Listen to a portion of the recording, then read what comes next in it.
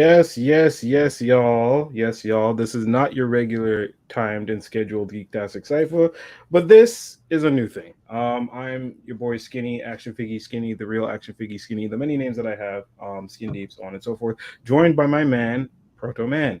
Um, What up? and this is Talking Fresh Figures. Will we be talking about things that are coming out, controversy surrounding toy companies, uh, all sorts of the good stuff, news, movie news, maybe not so much movie news, but more just toy news. So yeah, and with HasCon coming up, starting tomorrow into the first has PulseCon, sorry, 2022. Hasbro Pulse Con. Yeah, I just call it HasCon because I feel like they Yeah, had a HasCon it before. was a HasCon. It was. I went to it. It was an absolute disaster. Right, wasn't So, good. but yeah. Wasn't good, huh? Okay, so this Well, is you know what? Like, I mean, I don't know what Hasbro's plan was, but Hasbro is a very Rhode Island company. Like, if you right. go to Rhode Island, you feel like that whole city relies on that one company. They're And from when they did Pawtucket. Yeah, yeah. HasCon, it wasn't a convention more than it was a trade show celebrating bring mom, bring the kids, bring grandma. You Oh, know, it was like there was like baby strollers, like whole families, and it was more of a trade show. It was more of I don't want to say a celebration of Hasbro brands, but it was like every booth was just like, hey, you like Star Wars? Have a green lightsaber keychain. Hey, you like Beyblade? Have this Beyblade. Like, and when it was all said and done, I felt like they just lost money because they never did it again. And yeah, that's true. that's always the tell, you know.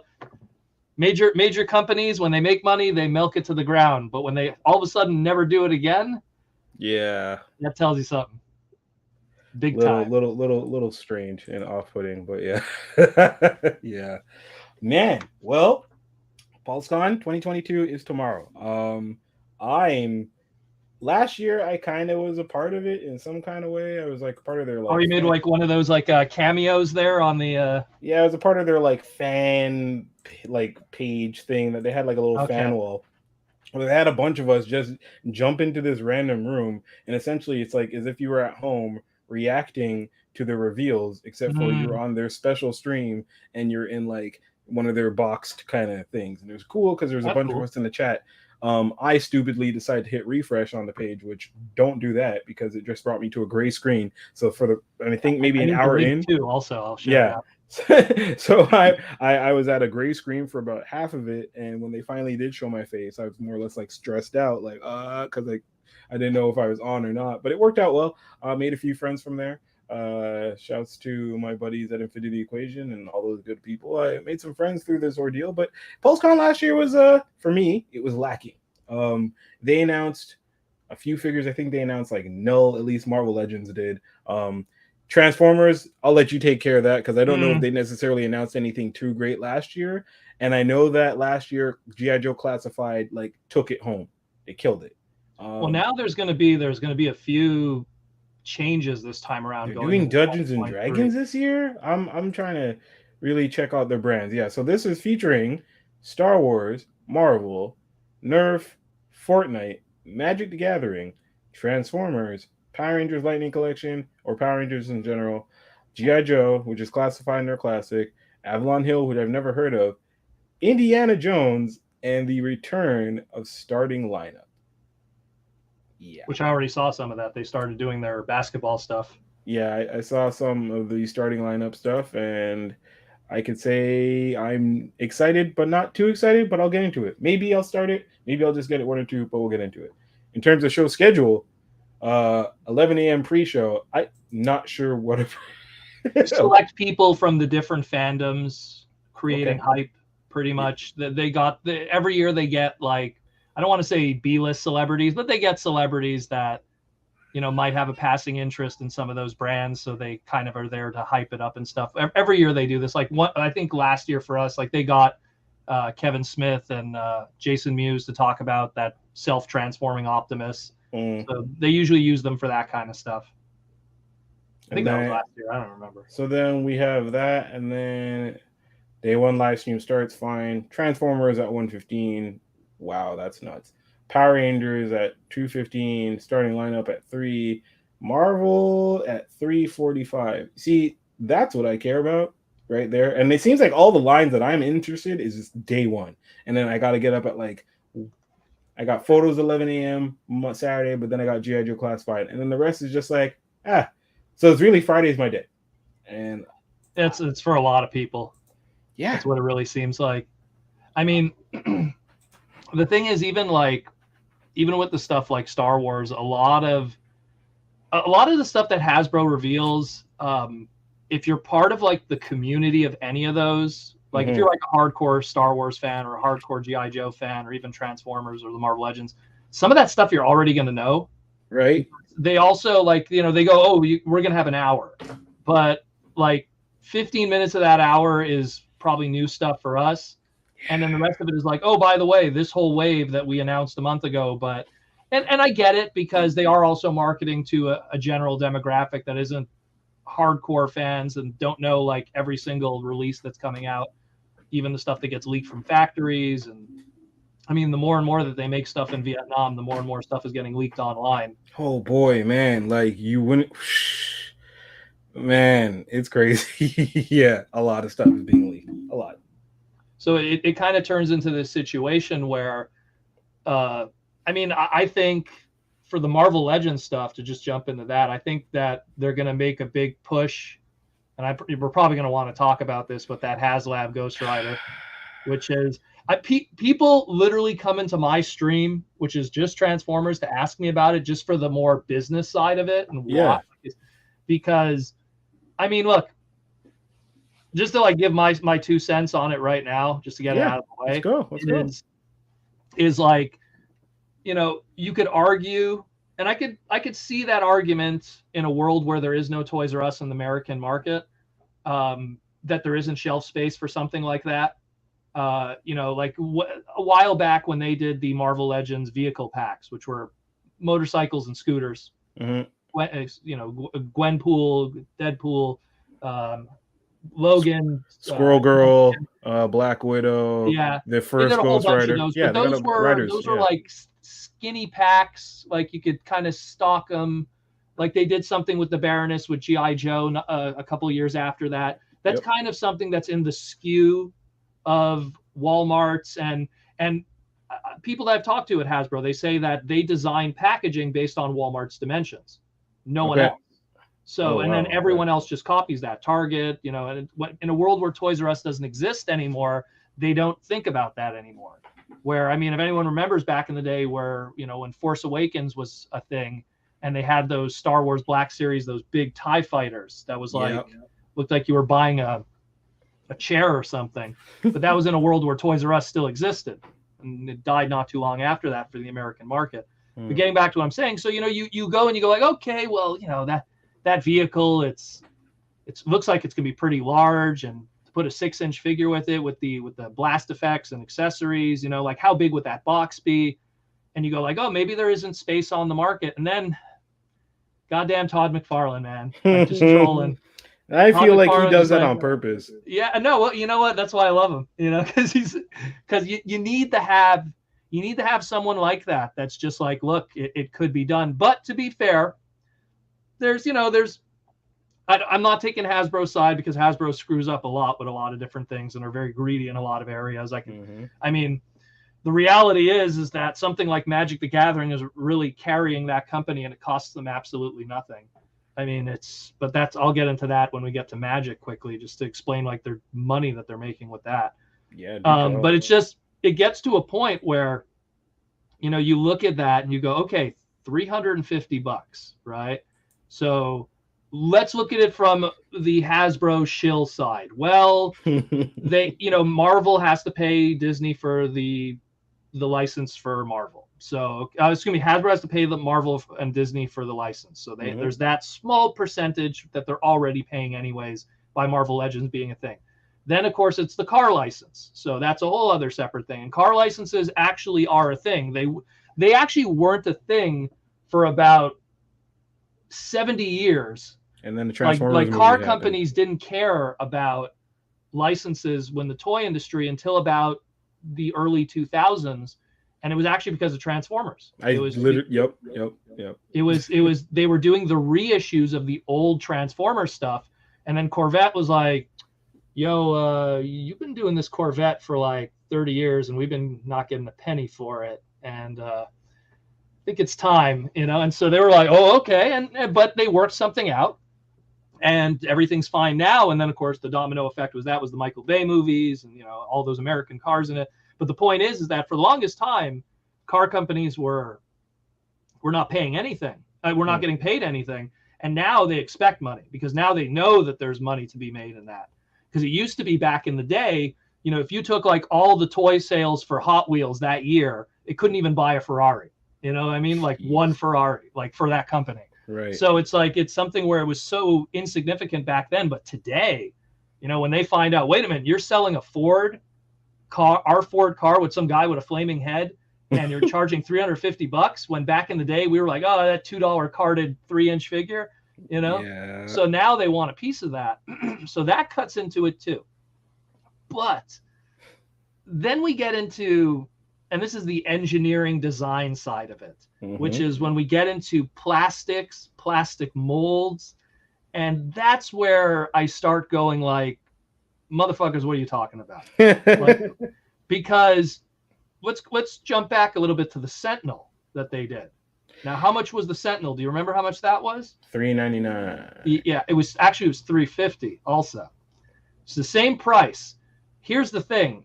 I have guys that they're rich, dumb people. They bought a bunch of Sentinels just to customize them because they wanted to build like a Sentinel army. These are crazy rich people I know that just they're hardcore like Marvel. They buy like Supreme class Transformers and make armies of them. They're nuts. It's a fool and their money are easily parted, to say the least. But so he bought a whole bunch of Sentinels and he was taking them apart.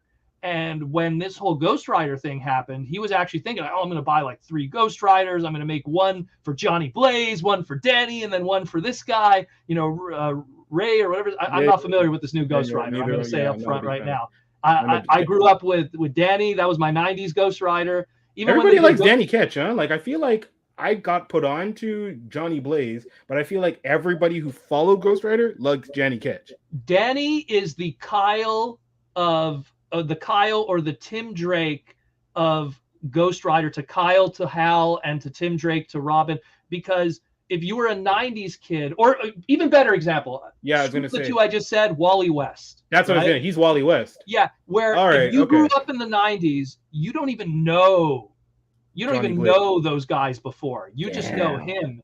And pop culture only made that. So it's the same thing. Like, even when they did, like, you know, when Ghost Rider appeared in cartoons or when he appeared in Agent of S.H.I.E.L.D., Danny Ketch. They used that Danny design because that's the design that people are familiar with from like cartoons in the 90s. And it's that 90s flavor, the motorcycle specifically. Go back with the skull head instead of just a flaming Harley. Even the way the motorcycle is shaped. And I'm not a big motorcycle guy. I'm a car guy, but like you see, like just the way the body is shaped. It's not like that traditional Harley that Johnny Blaze had. They went more with that Danny kind of look. And I think that honestly, number one, the argument would be, well, why didn't you just do a Johnny Blaze or Danny? Because then that could have been a retail product, and they don't want that. And Hasbro Pulse, you know, like they make a lot of money because how it works is they already plan out the item. When they're showing you like, oh, here's our Hasbro Pulse thing, they already got prototypes ready, test shots. Like there's no surprises there. They already got this thing ready to go. So you can't even argue, well, there's the engineering, the planning, the design, all that. No, that doesn't count, right? That's not involved. It's just pretty much at the end of the day, it's just the actual item being produced. And when you're talking a multi-zillion-dollar company, the #1 toy company in the world behind Bandai in Japan, they don't need our money. But what they're doing is they're getting, I mean, I don't want to crunch numbers right now, but at $350 a piece, if they sell 8,000 units, that's what, $4.4 million. You know, they're just going to take that money and they're just going to put it in the bank. And then let me ask you, do you get your Haslab right away? No, you don't. You wait a year and a half sometimes, depending on what, I mean, that Unicron, I think I waited like a year and 2 months or something. And they sit on that in the bank, that 4.4 million, getting interest and everything, where if something happens, and it already happened once where some items got they were shipping it to a certain region and they got destroyed because the boat sank or something. Yeah. And they just said, well, we'll refund you.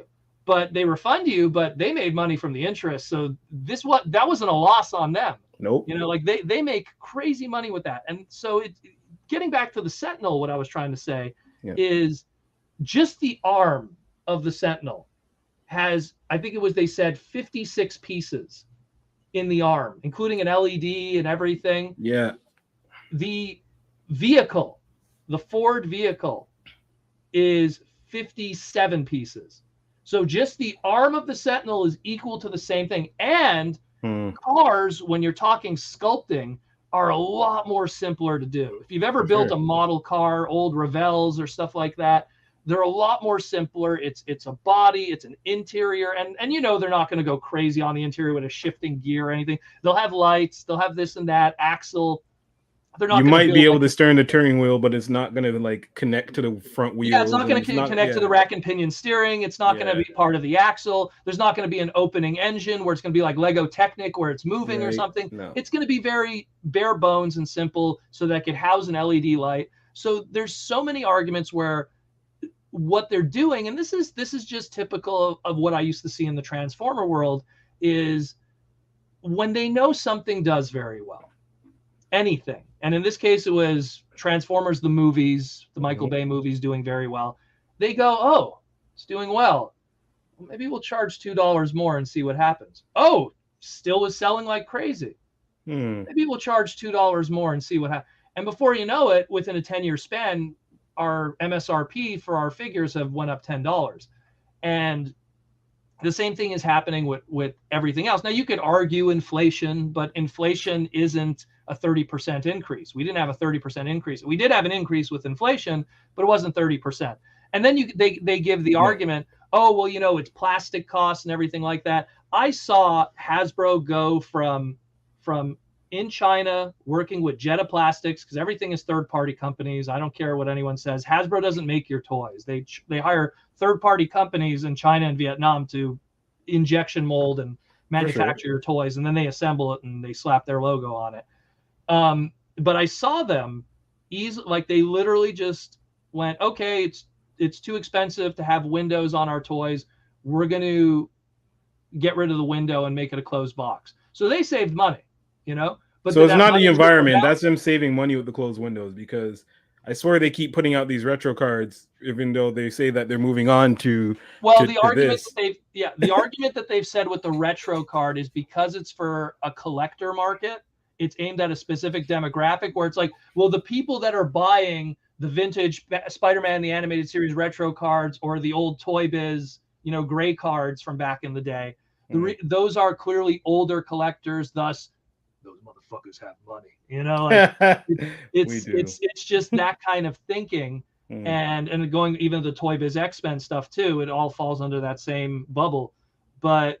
They just they know that they could kind of charge more and still have that bubble. But then they have the closed box stuff, which already people have been complaining about because figure swapping has been supposedly a nightmare in certain areas in the United States where, I mean, figure swapping was already a problem with the 6-inch figures with wrestling toys and G.I. Joe.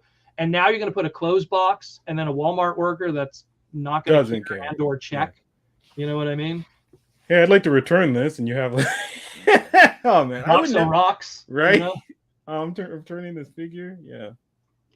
No, it's madness, and to me, it's like they've been using that excuse for a while on like, let me just grab an example. You know, it's like they used to have, okay, we got to get rid of this, and then it's like, oh, and we're going to get rid of the original art on the side. We're only going to use one piece of art. Yeah. And we're going to not have bios on the back anymore. It's called copyright. We're not going to have copyright anymore. So we're not going to have to hire that guy. So we save money there. And we're not going to include a trading card or a sticker or a download code or, you know, anything else that might involve it. And what Hasbro started to do recently with their Transformer Legacy stuff, I wish I had some Legacy packaging nearby. Now they're going to have a QR code that you scan. And that's going to be so they could just do one packaging type for all regions. And then you scan yours and it's going to use your GPS on your phone to know, oh, this guy's in Quebec. give them it in French. Oh, this guy's in so and so. So it's, you know, it's going to be kind of good in the future when it comes to exclusives, because Quebec was a nightmare with that. Because, oh, c'est pas de français, we can't have, you know, XYZ exclusive. So that's going to be kind of good, but it's also them saving money and then going, oh, well, we need to save money because XYZ, but they do save money. But what they're really doing is they're saving money so they could then go, hey, our investors of our stocks, look how much money we saved. So make sure to buy more stocks because we had record profits this year, blah, blah, blah. And then that, and as a result, makes them more money because they get more stockholders, which invest more in the company. And then they just turn to us in Haslab and go, hey, despite the fact that we're a multi-million-dollar company, we need you to kickstart something for us. That, thank God again for Todd McFarlane, could just go like, no, you don't. Here's my 6-inch Batman, you know, going for $50. And you know, and that's what I love about Todd, because Todd was the guy back in '92 with Todd's Toys. That was what McFarlane's Toys were called before he was McFarlane's Toys. And he was the guy that's like, hey, man, let's take 10 cents away from the plastic and put 10 cents more into the paint and make something real. And the second he did that, all the other toy companies turned their head and went, oh, snap. You know, like, what is this guy doing? You know, and all of a sudden, like that first wave of Spawn toys, they're not the best QC. Your Violator is going to break. You can't even attach the cape for your Spawn figure. I owned all of them because it was a big deal back then. It's a very historical moment in toy history because it really made all the other companies change their tune. But at the same time, it made toy companies also go, if, you know, yeah, this guy's a small dude now, but people are buying his stuff. And if we don't try to copy him, then we might be in trouble. And it's been that game ever since. It's literally been that game ever since. They've been trying to keep up. I don't have a problem with Todd and his methods. I just don't like his toys, if that makes any sense. Well, he's always been statues. That's always they're not action figures, and he should not call them he's that. Always, again, him, because he came into it's everything that happened with those Image boys to begin with Jim Lee and all of them. They always wanted to do something that was a little more adult and different. And Todd's logic was, well, we don't really play with our action figures, so we don't need like G.I. Joe 12 points of articulation. We just want something that looks really good on the shelf and, you know, maybe have one or two, you know, parts of articulation. So a lot of stuff became statues, especially when he was doing sports stuff. Like that was just legitimately statues. They weren't even like articulated.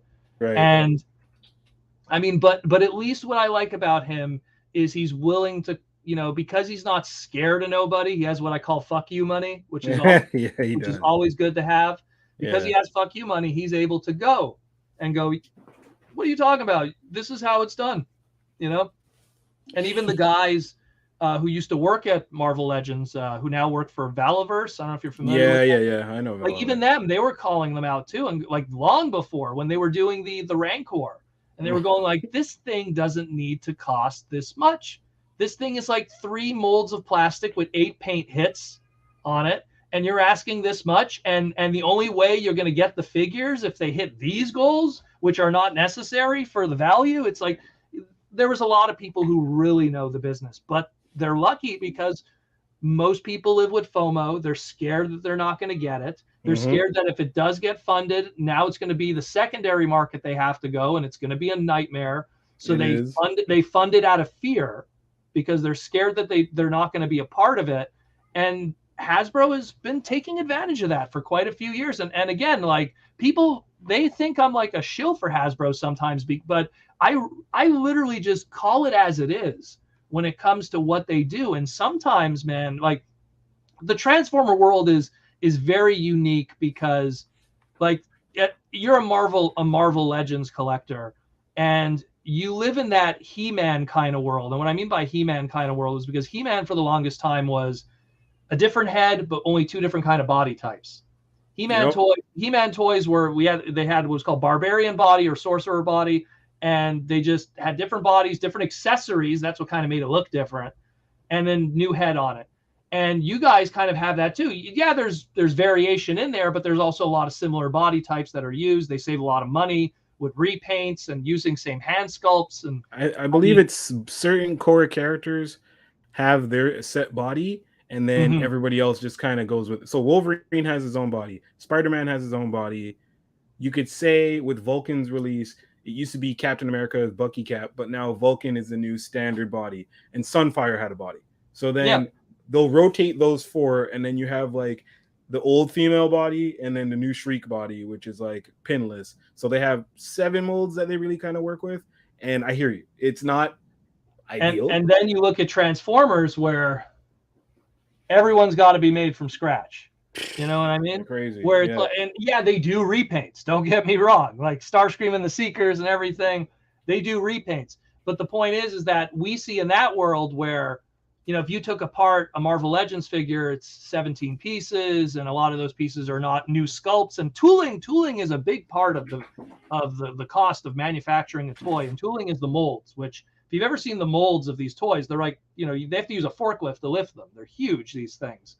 And they plastic mold inject them with PVC or POM or ABS or MABS or whatever the plastic that's necessary, vinyl in some cases, and it's crazy how much they're asking for this vehicle. And I don't know if it's going to get funded, because there's a side of the community that's like, I don't want to miss out on this, so I'm going to get in on this. And then there's the other side that I respect if they're really standing by it. I don't have skin in the game, so I don't care one way or another, but it's important to me to see what happens, because there's going to be another Transformer Haslab at some point. There's been 2 already. Yeah. And the last one they did, I was critical of, because it was a product that I felt could have been in retail, but they didn't do it. But let me ask you this. How'd you feel about the Hiss Tank? The Hiss Tank, again, the thing with G.I. Joe in general is that's a tough thing to put in retail already. Already to begin with, that's a tough thing to put in retail. That's why G.I. Joe's not going to be in retail anymore. There's already the talks that it's going to be only on Hasbro Pulse in the future. Because, there's already that conversation. It's already happening. Snake Eyes didn't do well. That movie. that destroyed the shelving confidence for retailers for G.I. Joe. Yeah, because those figs stayed there. Like, I've never seen G.I. Joe waves stay on the shelf. Maybe Cobra and Gun-Ho. There was clearance for classified Snake Eyes movie stuff. Hey, you want a Scarlet for like $6? Like it was getting crazy at one point. So they kind of damaged their reputation with retailers with a mainstream movie. And then you combine it with a line that either brought them stress.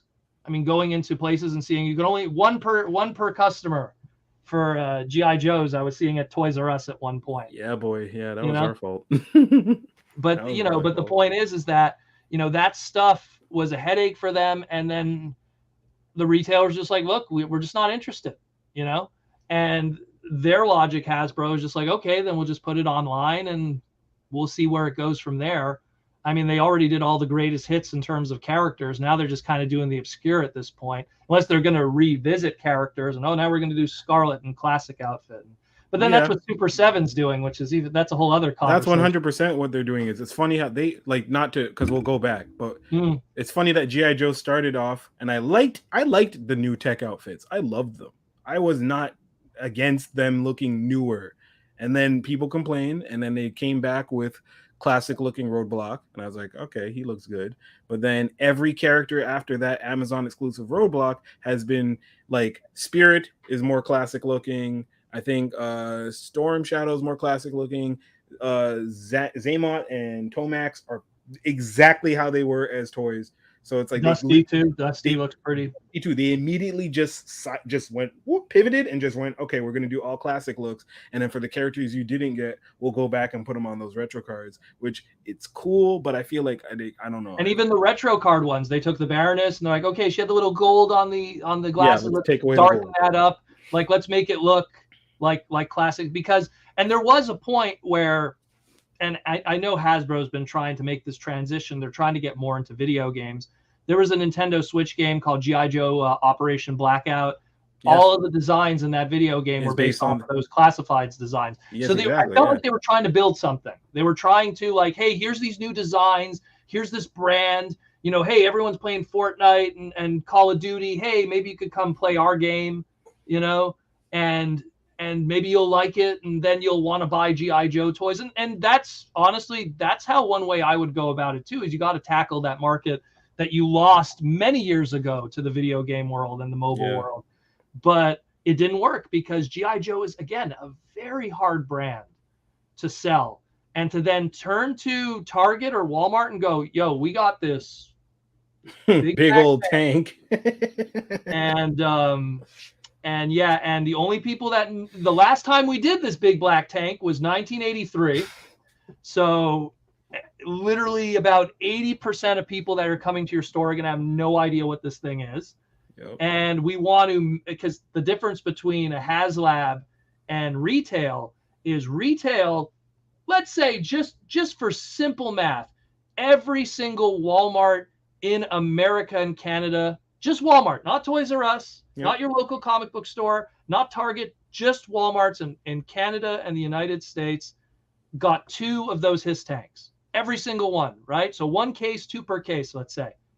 There's 4,000 Walmarts in the United States. There's like 300 in Canada.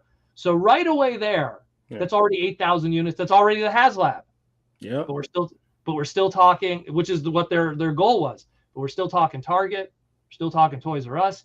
So for them to manufacture that much with no guarantee that any of it's going to sell, and it's not like it's an exclusive. When you have store exclusives, those are sold units. That's a whole different conversation and why store exclusives exist. But when you're talking something like that, oh my goodness, there's not a retailer on the planet that would have agreed to that. No, you know, for sure not. It's too much of a nightmare. And so, and again, combined with the fact that it's GI Joe that literally just came off of a movie that did dog shit, you know, like it's not good for. I literally talked with Aaron Archer from Hasbro. And he said, like, after that movie came out and bombed, he's like, "Yep, Joe's going on the shelf, like media wise, for another 4 years. Like, we'll come back in 4 years, you know." Yeesh. Like, I mean, it makes sense. We couldn't do it with The Rock, you know. We couldn't do it with. We couldn't do it. We went ninjas because you don't like military, so now we're going to do ninjas. It didn't work with ninjas, you know. And people always say, they're always like, "Oh, well, the movie wasn't good because of XYZ when I saw it." Yeah, but it's not about when you saw it. It's you have to get people hyped without even seeing it. Let me tell you something. No one would have gave their money to Avatar if they knew what they were watching. You know what I mean? For sure. Everyone got tricked into seeing that movie.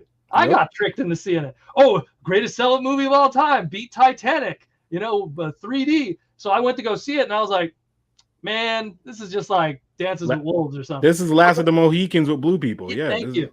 So it's so how it works with movies is you got to get people hyped to go see it. And even if it's not good, at least they made that money. Look at all those Star Wars movies and a lot of Marvel movies and stuff. If they're not hyped, they don't go to see it. So no one was even hyped to see Snake Eyes. Snake Eyes. You know, like no one was even hyped. No one was excited. No one's standing at the marquee at the movie theater, although that didn't really exist in 2021. But no one was standing another thing that paid into it. You know what? We're going to go see that movie. That movie looks fun. That movie looks interesting. There was literally anything else they wanted to see. They were just not interested in that. And that hurt them in retail because the only product that was mass retail, that wasn't a store exclusive or anything, was the Snake Eyes movie.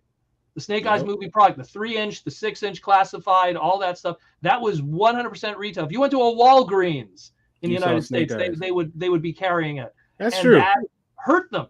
Because I couldn't find regular classified figures. I had to pre-order everything. But boy, did I see Snake Eyes. I saw them at Toys R Us. You'd see them at Toys R Us, but you're getting like, you know, the Cobra Island roadblock that nobody wanted because it's supposed to be heavy duty, but they called it roadblock. And like everyone's going for the troopers and the infantry and what beachhead. Army building. Right, an army building. So then, but then that wave happened, and then they're like, okay, they were releasing everything in order. And then there was like a block of 16 boxes, 16, 17, 18, 19, 20, which was all the Snake Eye movie figures. And they put those out later. And I remember those just sitting forever. And there's muscle memory with these companies. Toys R Us goes, hey man, last time we bought these, it became our problem. You know?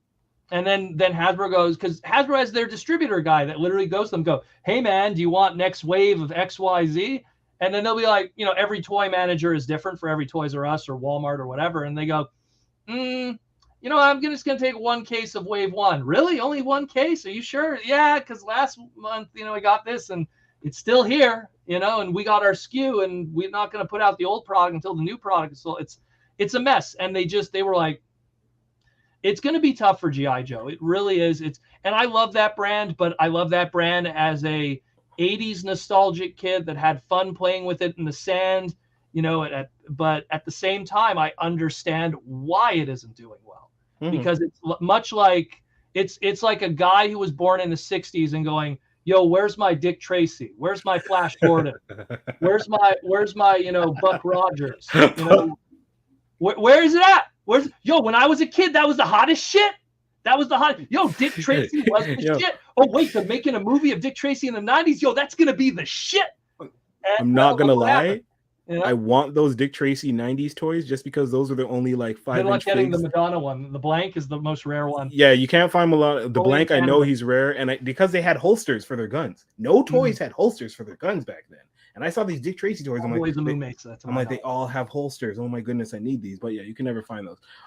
But to go back, because as you were saying, you didn't have any pit in the fire for the Haslabs. Myself, neither. I didn't buy a Sentinel. I'm an X-Men head. But I told myself, I don't have a house yet, and I'm not buying a small toddler of a toy to put it on my floor. So many people I know. Unicron is there's just nowhere. Look at this house, okay? I hear you, bro. Nowhere. There's nowhere.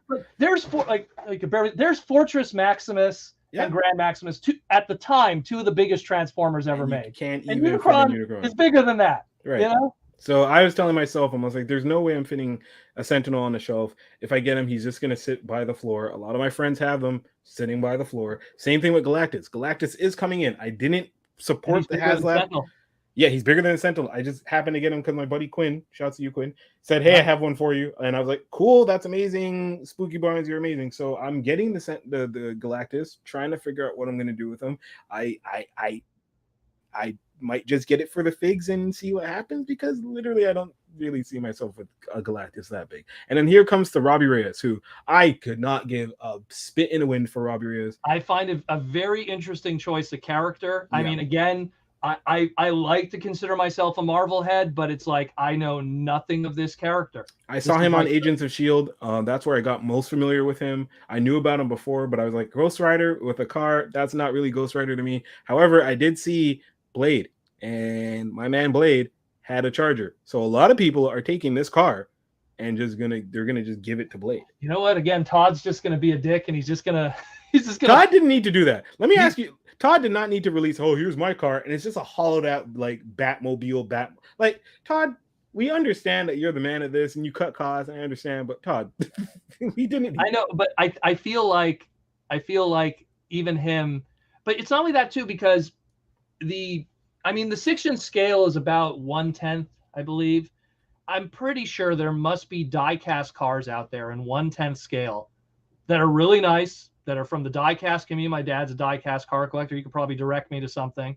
And that would probably look just as good, that probably match whatever design. I'm pretty sure there's probably something on eBay now. For sure. That's definitely not $350 fucking dollars. Well, we're not even talking Canadian American conversion. Plus shipping, plus waiting a year. That's $580. That's $580 something Canadian. Take $350, put it in a GIC in the bank, and come back in a year. Really? You know what I mean? Like 5% interest. Like it's just that's, to me, it's silly.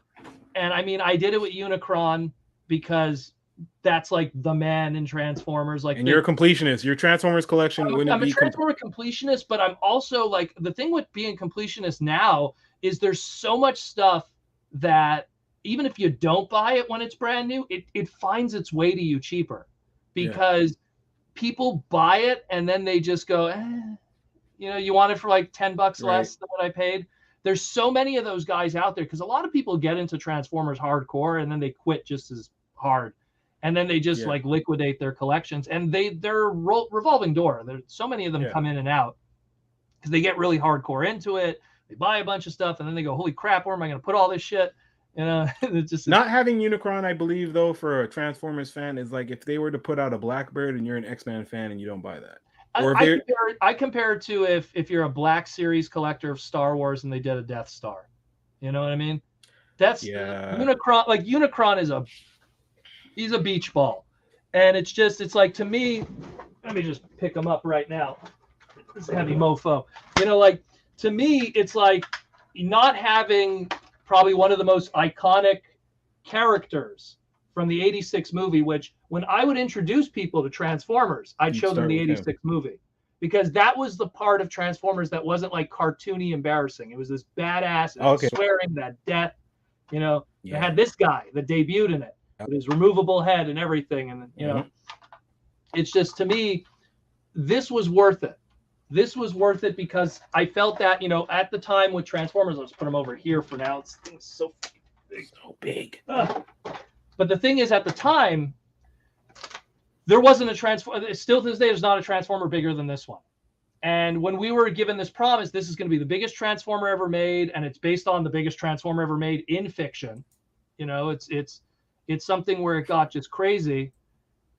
What are you right there? I'm a big Transformers fan. I can live without him. I don't know. Well, you know what? The one thing is there's options, because here, I'll just pull this up right here. You can barely see him though.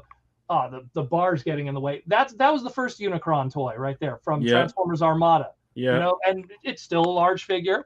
The thing with Transformer fans where they're lucky is they have options. You don't like this Optimus? It's like buying a Spider-Man toy. Yep. Oh, you don't like this one? Here's 12 other 6-inch ones that are multi-articulated that do the job. There'll probably be more than one Spider-Man 2099 figures in 6-inch scale that are multi-articulated in the next 10 years. So you'll always have options. They'll put it on a vintage card. They'll put it on a normal card. They'll put it on a closed box. We have 3 right now. Well, there you go. So it's the same thing with Unicron. There will be options, but it's just, to me, I knew that they were never going to do something this big ever again, because I firmly believe, and it's a hot take, I don't think this thing got backed. I honestly think it got close to it, and Hasbro like, fuck it. Just let it. We spent so much time shopping this around, bringing it to convention, showing it off, to say that it didn't get backed, because that'd be ridiculous. They could take a hit like that. They were worried. If you look at the history of the Unicron, the backing got extended. Like, they went, we're going to give it an extra. So right away, it's like, okay, it's interesting. Sketchy. But I mean, Transformers, the brand didn't want to take that hit. Like, you see how the Rancor didn't get funded, and now everybody trash talks Black Series. Well, and Black Series isn't the best to begin with. But the Cookie Monster. I don't know why the hell they were even thinking of doing that. That was ridiculous. We all know those hardcore Muppetites, or whatever they want to call themselves, that are buying hot toys of Kermit the Frog, which again doesn't exist anything. I'm just saying here. And so them going, people are looking for that Cookie Monster. And then when they did the Rancor, that was anyone who knew toys and how they're manufactured was going like, what are you guys doing? That was them being cocky. That was them going like, we got him with the sail barge. We got him with the Razor Crest. We're going to get him with this Rancor, because now we're talking old school, Now we're talking like Return of the Jedi. You're going to get a Luke. You're going to get – and no, people are like, no, you guys are screwing us at this point. And then they did that lightsaber, which didn't do well, but I'm not too familiar with what that lightsaber was from. It was from I don't think the lightsaber happened either. No, it didn't do it. It didn't do well, but I forget what it was from. It was from one of the newer shows, which I'm not too Obi-Wan. So I think that's another reason why. Yeah. Second sister's lightsaber, nobody wanted it. Yeah. And it's just it's the way that things are going is slowly people are, and look, we live in a world where not everyone's made out of money, and people get fed up, and they realize that, you could pick up Unicron, and then you go, okay, was it worth the money?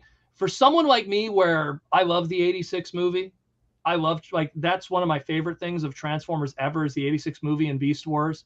So those were two very important things to me. But if I was someone that grew up on Beast Wars only, I don't think Unicron would be that important. Then I could understand not wanting to spend the $600 American, and shipping, which it came to $1G when it was all said and done. So it's something where I can't imagine someone who has no connection to that, because the beautiful thing with Transformers is it's a multi-generational brand. Marvel, Spider-Man is Spider-Man, no matter if you're from the 60s, 70s, 80s, 90s. But if you're a 80s kid, it's G1. If you're a 90s kid, it's Beast Wars. If you're a 2000s kid, it was the Unicron trilogy. Wars. If you're a 2000 Armada. late 2000s kid, Yeah. you grew up on those Michael Bay movies, you know, and now those Michael Bay movies True. are 12 years old, you know. So there's kids. Quick question. Actually, not even real side Go ahead. bit.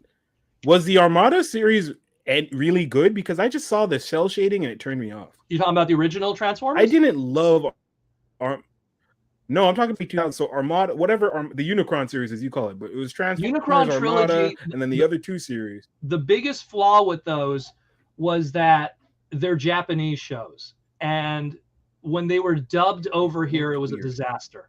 Cartoon Network. Yes, that's what it was. It was just at the time they got like Ocean Studio, which were the guys who did Dragon Ball and stuff. And they just, I don't know, the dub was not good. I always tell people when you consume Transformers, watch it in the language that it was created in. So G1 was America, so you watch it in that language. Beast Wars was in Canada, so you watch it in English. But when you get to the Unicron trilogy, everything was made in Japan. So watch the Japanese version. Especially Armada. Armada actually has tons of animation errors that were not present in the Japanese version because they rushed it out. We need to dub this right away. So they gave them like not even test footage. It was a nightmare. And it's okay. It's clearly Transformers being Transformers, which is, here's a fun fact about Transformers. Despite the fact that they are pop culture icons, they have been copying other brands to stay relevant since the beginning. 1987, the Ninja Turtles came out, and then they were like, yeah. And they did the Monster Pretenders and Mutants, and which were more action figure kind of based. Then in 1989, Micro Machines came out by Galoob. They did the Micro Masters, which are literally in their commercial. These are micros that transform, you know. So they did Micro Masters. Then Toy Biz was doing amazing with their X-Men figures. Literally what you have back there, the homages to them. So they scratched their chin again, and they did the Action Masters, which were action figure Transformers that didn't transform, which was very controversial at the time. Then in 1993, Power Rangers made its big debut and shook up the world and became this global brand that exists to this very day. They scratched their chin again. They said, hey, take those Dinobots and give them different colors. Because at the time, Power Rangers had dinosaurs that were different colors. Grimlock was blue. He wasn't red, he was blue. Slag was green. He wasn't blue, he was green. They did that on purpose to make people make mistakes and grandmas pick up the wrong item back in 93 when Power Rangers was taking over the world. Let's keep going. Then Jurassic Park comes out. Jurassic Park comes out, becomes this global brand. Oh, dinosaurs, velociraptors, T-Rexes, Beast Wars, dinosaurs, velociraptors, T-Rexes. Motherfuckers, guys are diabolical. Then we get to Transformers Armada. Got to catch all the mini-cons. Yeah. Gee, what the fuck came out in fucking late 1999 to 2001 that was taking over the world? And at the same time, because of Pokemon, anime became huge because now all these companies are like, shit, you could just import the anime, import the toys, slap it on, boom, and you're done. You know, which literally that's what Hasbro did with Pokemon. All the Pokemon toys were just the Tomy toys that they had. They made a licensing agreement and they put it out here. Now they're merged. They're one company together. But back then they were just an agreement. So same thing with Pokemon. Then when Lego became huge, oh, everything is awesome. Creo, they do Creo because Lego's huge. Bakugan, which is like you throw this little marble and it transforms. They did Bot Shots, which is their version of Bakugan, which is little transformers you shoot when they transform and when you play against each other like a tabletop. Then there was Hero Clicks, which were ridiculously popular with the tabletop community. They did Marvel Hero Clicks and DC and everything. They did Tactics, which was Hasbro's version of Hero Clicks off of their brand, Star Wars, Marvel, Transform. They've been doing this for years. And I could go on. I know I must be forgetting something, but it's like they've been doing this for years. And again, the transforming aspect has always been unique to them, and it's always what made them, you know, so special and stuff. But at the same time, they always were copying what was popular because they knew that while they had that transforming element, everything else has to be taken from, like, they were looking at those Marvel movies they were looking at those Marvel movies and they were salivating trying to figure out how they could emulate those Avengers movies. They were just like, how do we get that? And they just, do we do a crossover? Because that's what they were thinking about. They're like, do we cross over with G.I. Joe and Gem and Battleship, or what are we going to do with this? Rom the Space Knight mask? Like, they didn't know. They were playing with ideas in their head, and you could Google this. They had this idea called Unit E, which was this one-shot comic book that they put out at San Diego Comic-Con, where it was like all the brands in Hasbro were going to be part of this one continuity, fighting an over. Yeah, then they put in, wasn't it? Okay, so I do remember that because they had the Transformer Joe. I don't know if Silverhawks were in there. It wasn't Silverhawks. No, it was the other ones with the Lumineers. It was Lumineers. Your Visionaries referring to. Visionaries. That's it. Visionaries. Visionaries and Cops are two brands that Hasbro has that they used for years to kind of protect trademarks. So like in Cops, you have characters named Inferno, Barricade, Long Arm, all Transformer trademarks. They do that a lot. There's G.I. Joe characters named Sideswipe, Shockwave. Look, there's a Transformer character named Roadblock. There's a G.I. Joe character named Roadblock. Yep. I mean, that happens a lot. It's so Visionaries was another one of those where they're just kind of like, ooh, here's a character named Cryotech, and then here's a Transformer named Cryotech. So those are weird ones where they exist to tell a story, but they also exist to protect trademarks. Now what they do with that is they go, oh shit, we have a Transformer trademark that's expiring, but we don't want to have to manufacture a toy. Put it on a Nerf gun. Barricade 500. Whatever. It's like they do that all the time now. Right. There is, which jokes is when Street Fighter was part of G.I. Joe at one point in the 90s. People don't remember that. The G.I. Joe and Street Fighter, the toys were under one brand with Hasbro. Hasbro, in order to keep the Devastator name for Transformers, the iconic Constructicon name, there's a G.I. Joe Street Fighter vehicle named Devastator. And that's how Hasbro. That's the business side of it. That's where you get into the weeds and you start. There's My Little Pony characters named after Transformers. There's like Cosmos, Beachcomber. I know I'm forgetting some tracks. Genius. It's the same thing. Like you'll have Iron Fist. Iron Fist that's Marvel's Iron Fist. Why? Because there's a Transformer named Iron Fist, and even though they're both under the Hasbro emblem. That's why. Okay. There's a lot. Venom is another one. There's a in 1985, predating Todd McFarlane's Venom. There is you can barely see him, but there's a Insecticon named Venom. There's an Insecticon named Venom. You can barely see him over there. It's all the lights watching him out, but and that predates him. And then there was the whole controversy with Bumblebee with DC, where there was Black Girl Bumblebee, and then there's Bumblebee, the Transformer character. And because she was a character that was in a comic book, but she wasn't trademarked, Teen Titans is trademarked. Robin might have his standalone book and he's trademarked and he has action figures, but Bumblebee, the black female DC character, didn't have an action figure or anything until way later, later. We're talking like DC superhero girls. So that created that conflict. And of course there was a Bumblebee movie coming out. So they're like, whoa, hold your horses. There's so many fights with that kind of stuff, but it also kind of just Proton is dropping all the knowledge. It's just, it helps you understand what, a lot of times I'll see when people complain about a lot of decisions that are made in the toy industry, and you could have the emotional reaction, which is totally fine because that's why we're in this. We love it emotionally, but then you also have to see why they do what they do. Sometimes it's scummy. Sometimes it does make sense. And you go, okay, I could see it that way. There is scummy times too. There's a lot of times that happens, again, the last Haslab Transformer, I think wasn't kosher in my opinion. I think they said, hey, we have two $80 items that we could charge $300 instead, if we make it a Haslab, and they did that, and it was just me going like, I'm like, I'm not participating, and then Hasbro sent me a sample, so it was like, I was like, okay, I might as well give a shout out now to Anda Seats who sent me this for free. Shout out to them. Actually, this is the first time I'm shouting them out too, because I'm supposed to do it this Saturday, but whatever. Whatever. I'm not gonna. I'll do it later, but.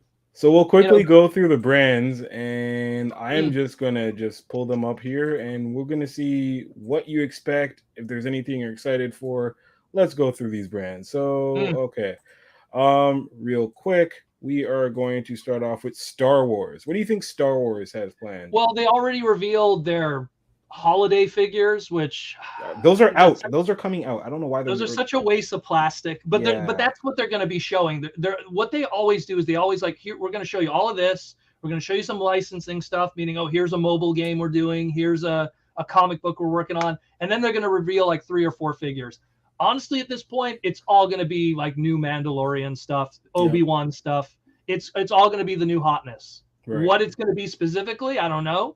But it's going to be something pulling from that, because outside of reissuing what they've already done on classic card backs, which is the new hot, easy thing to do, saves the money. They just repaint it a little bit. Oh, no. Now Luke is, the belt is painted a little more screen accurate. Now we're going to put it on a card back that looks like the old Kenner card back. And then they reissue. Outside of stuff like that, I think they're going to really focus more on all the new property stuff, which does well for them. Right. Look, how many Baby Yodas were sold? Crazy. Like if they would have known before, they would have like opened up with that. Definitely. But I mean, there's going to be a lot of that. It's going to be a lot of Obi-Wan. I'm telling, like Andor, maybe I don't know. Some Andor stuff, I believe. There's some brands that I feel they don't make the merch until they're sure it's going to work out. And Andor is one of those where I feel like they're just kind of taking a step back and going, let's see how they're going to react to this one.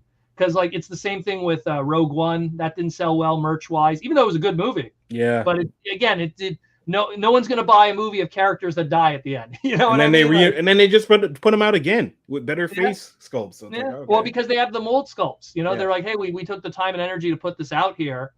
We'll wait a couple years, and then that muscle memory isn't there with retailers because they don't remember. Oh, Rogue One, what was that? That was like 100 years ago. Yeah. 10 years ago is forever for them. So then they could put it out again, and they don't remember. I recently bought the only Black Series figures I've bought were from the Bad Batch, and I recently opened all of them because I got the entire team, so I opened them. Those are some of the worst articulated figures I've seen in a long time.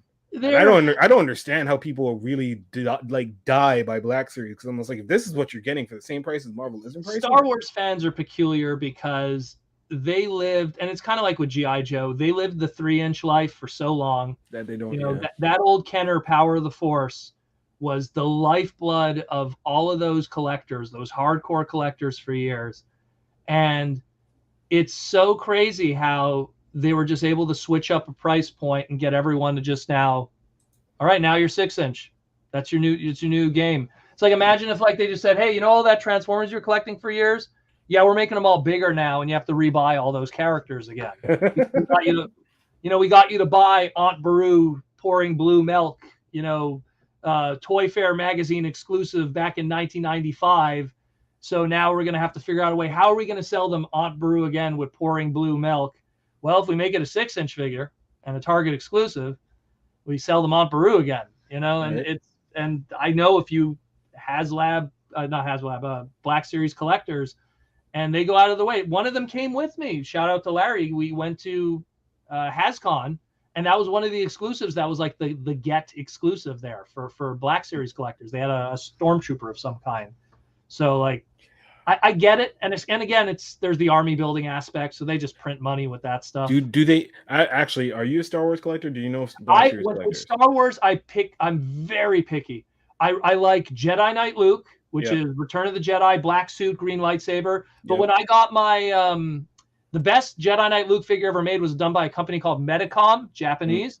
I bought a 12-inch one. It's like the best. I'm one of these guys. Second I get the best version ever of that character, why do I need a 6-inch inferior whatever when I have this one here that has the cloak? He could go. These are the droids, if you look it up, it's absolutely gorgeous. It's like a doll almost. Like it's the Japanese fake. when they go all out, man. They go in, yeah. Yeah, and this was made like back in 2010. You know, like it was made a long time ago. So I kind of got fulfilled that. And then it's like the odd Greedo figure. Oh, is this Greedo nice? Nah. Black Series hasn't spoken to me just because I kind of got my fix with those characters many years ago. I love Star Wars to death, but outside of a new character coming around and me going like, okay, I gotta own a Sabine figure, or what was that other one there? There was that animated series there that I watched that wasn't too bad. That had like a racing element to it that was kind of interesting. I forget. Oh yeah, I can't remember that. And you know, they have like unique 3-inch figures and stuff. But in general, I get my fix. Like I feel that like what I want to get, character representation, as I like to call it, like getting that perfect character representation. Once you get that, it's like I see how the statue guys work. You know, they just want to have that one perfect statue of that one character they really love to put in their DTOF and just leave it there forever. And that's their representation forever of Darth Vader. Where the action figure collector is more like, I want to get that perfect Darth Vader that's articulated so I could do all the different poses, and I'm into photography because that's all of us are photographers. Like Instagram, if you're a toy collector and you don't have Instagram, you're only doing half your job, you know, in my opinion. Big facts. You know, big facts. Like my Instagram is more historical. It's more like, hey, here, check out this rare thing. Check out but this. You're still taking the photos. You're still doing it. You know. Yeah, but I still because it's fun. It's fun, and the fact that other people enjoy it too. So you don't get that with being a statue collector. You know what I mean? You do not. Like if anything, the best photos of the statue was the company that you bought it from. I mean, they probably took the best photos already. That's true. Because it's only going to do one thing, right. Or two things if it's a swappable thing with Sideshow. But it's to me, the way I see it is with Star Wars, unless you're like really like you have to be entrenched in that fandom and really love these characters and buying the merchandise and buying the figures. I was a completist of Transformers, just not of toys, but everything. Everything. They made fucking wrapping paper. I bought it back in the day. And what broke me was when the Michael Bay movies came out. Because the second I was standing in 2007 in the hardware section of Walmart holding a Transformer branded fishing rod, that I think I've hit the wall, you know? And then I was like, nah, not it. I bought the tackle box though, because that's a nice thing to hold. I bring to this day, I bring it to conventions for like my Post-its and stuff. Okay. Yeah. Like, you know, that's for like my markers and everything. Yeah. But the fishing rod, I was going to judge you a little bit. Yeah, that served the purpose. But that's where I kind of drew the line after 2007 when the merchandising machine went burr and, you know, just putting out everything. Oh, we're going to do bath towels and stuff. But there was a point where I was buying everything, but it was modest. Oh, there's a Beast Wars puzzle, you know, and then that was it. There was a this and that. So now I'm very picky with stuff, and because I see there's not as much FOMO with Transformer fans, they buy the product and then 3 weeks, 5 weeks, 10 weeks later, they're already like, you know, maybe they want to part with it. And I always look at sales. That's a big thing too. I'm like, I literally on my Discord, I'm always posting sales. Like, hey, this week Target 30% off all Transformers, Toys R Us, Like there's, you know, Amazon's like 50. Haslab had a huge sale not too long ago, which was everything. And I got these motherfuckers on sale. These guys. Wait, what? When? So what? Haslab, I don't know if anyone's in the chat that remembers this. Haslab did. I need to go get, because I bought Wolverine in store in full price for them damn VHSs. The only one that wasn't full price, I think, was the Mr. Sinister. Or no, the Storm, I think. Oh no, the Jean Grey. Excuse me, the Jean Grey wasn't full price. But yeah, Jean Grey I have to get. Jubilee I still have to get. Like Sinister. I don't remember. I know Wolverine was first. That's all I remember. Yeah, Wolverine was the one I got. But Haslab at one point, and it made everyone open their eyes. Haslab at one point had this huge sale where everything was like on crazy clearance. Yeah. It was like buy 2 Masterpiece Transformers, get 1 free. It was like crazy. They were just trying to liquidate stock, and it made people go like, oh my God, why did I buy this stuff full price? Because there was like big items that they were trying to get rid of. And those VHS series are aimed at a very specific, crazy group of people like me who own those VHSs still to this day upstairs. Okay. I own them. Like that photo shoot is coming one day where it's going to be the old VHSs with the new ones. But I'm waiting for like Morph, and I think they're doing Professor X is coming up too. Yeah, I So think they're they're gonna probably do going to reveal Beast. something Yeah, they'll this probably weekend. I reveal wouldn't be something. surprised. Actually, we So, can go right into it. What do you think? First of all, okay, what do you think Transformers is gonna drop for tomorrow? Anything? I know 100% we're going to see the shattered glass version of him, Yep. of Blaster. They've been teasing it for a while now, and this is going to be the prime opportunity for that. I think there's going to be no Rise of the Beast product, which is the next movie. I think they're saving that for a New York Comic-Con or something, Okay. where they're going to have a lot more. This live stream is just for people who are fans of Hasbro products. Mm-hmm. The media-related brands, they're going to save for something that's more everyone is paying attention, even if they're not fans of those brands. They because then you get those passer buyers that are going to be like, oh, hey, I really like Star Wars. What's going on with Transformers? Oh, there's a movie that's coming out. Oh, Beast Wars. I grew up with that as a kid. I'm going to check that out. Optimus Prime. I remember that gorilla. Like they're gonna play it up that. So we're not going to really see that during Haslab. I feel we're just going to kind of see. I think we're going to get a reiteration of what's going to be coming out at the end of this year to 2022, Q3 and Q4. We're going to get some of Q1 2023. We're going to have this revealed, and they're probably going to have some pre-orders drop on Haslab as a result of it. They always do that. They always go like, hey, here's this 2 items, and the pre-orders are up now, so go get them. And then you'll get them in March of 2023 or whatever. And they're amazing with that. Any predictions? Lock in that money early, let me tell you. Any predictions you have for Indiana Jones? Like Hasbro's had the license since Crystal Skull. The best thing about Indiana Jones back in the day was it was the best way to get your Shia LaBeouf action figure for your Transformer collection. That's for damn sure. Because he was in that movie, so it's like, hey, we could get a Sam Witwicky figure. So, but those didn't do well. Those were a 3-inch line. Mm-hmm. They didn't sell very well. They went on clearance. There's rumors that Harrison Ford's coming back to the role for like one last time again, so they're probably something, whatever it is. You think they're going to put out like a Haslab whip or something crazy? Nah, I don't think, I think that, Haslab really doesn't rely on broad pop culture, and it relies on a small number of hardcore fans that are willing to pay stuff out of fear or worry that it might not happen, where a Indiana Jones whip is such a retail item. It's such a hot topic item. It's such you know what I mean? It's something where, yeah, they could do it, but it's why? It'd be cringy. It'd be like, really? Like, it's made out of real Corinthian leather, It comes with a hat. It comes with a hat that may or may not have been worn by Harrison Ford. What are they going to tell you to get you to buy that? True. Fortnite. What could Fortnite's new characters?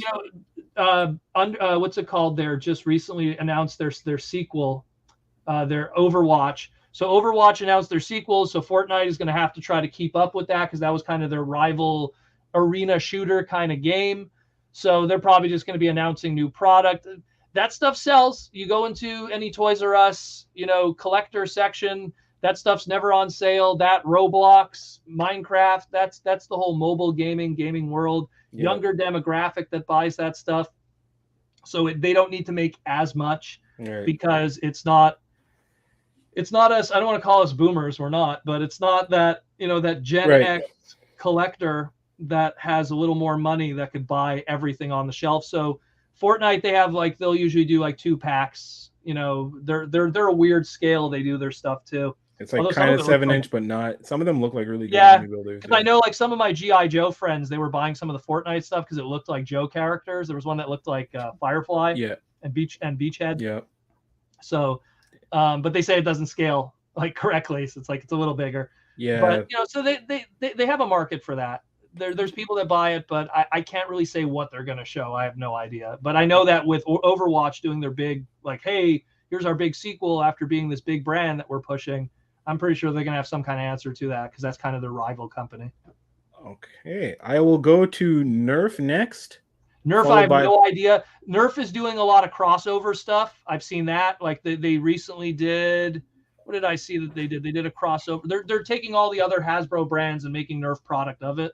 Okay. So I wouldn't be surprised with the D&D moving coming up. They're going to do some bow and arrow. Yep. You know, they're gonna a crossbow for sure. 100%. They Nerf, like for Hasbro, their three biggest brands has always been Nerf, Magic the Gathering, and Transformers, meaning the brands that they own. Yeah. And those have always been their three biggest ones. So I wouldn't be surprised if there's just tons of like crossover product, because that's the easiest for them. They did Nerf Transformer stuff. I have it. That's true. Speaking of another thing they own Power Rangers, and I want to see what they're going to do with that. I don't feel like, okay, no, I do feel they've been really catering to the Mighty Morphin crowd, and I don't blame them for doing so, because that's the people who are going to buy your product at the end of the day. A lot of the fans are complaining it's too much Mighty Morphin Power Rangers and they need to do other shows. But to be very, very honest, and to point to my Ranger collection up there, nobody really wants to see anything other than Mighty Morphin stuff. Whenever I see stuff on clearance, it's the other brands. Yep. I'm going to call it by its Japanese names, but Mega Ranger, which is that's Mega Ranger is in space. Power Rangers in space. So you have, like I saw that Deca Ranger, which is SPD is my favorite. SPD was my favorite too. You know, yes, we're cool. But again, it's like G1. You know, it's like they love Mighty Morphin. Mighty Morphin is the G1 of Power Rangers. So you just kind of can't disconnect that. And especially when like King Sphinx went on clearance. They did one of the monsters, King Sphinx. Yep. They put him out there. He didn't do well. He started going on all these clearance places. $14 I got him for. Hell yeah. Jeez. Look how big and heavy he was too. Imagine what was the plastic cost on big and heavy, but not painted properly. And that's what was it? Okay. It wasn't like it was painted, but like there's just no detail in the face, kind of like the null figure they just put out. I was wondering, because I'm like, man, that's a lot of plastic to inject and stuff. Okay, so if the paint apps were kind of lacking, okay. It's sad. I actually have all or most of their monsters that I just haven't opened because I have no.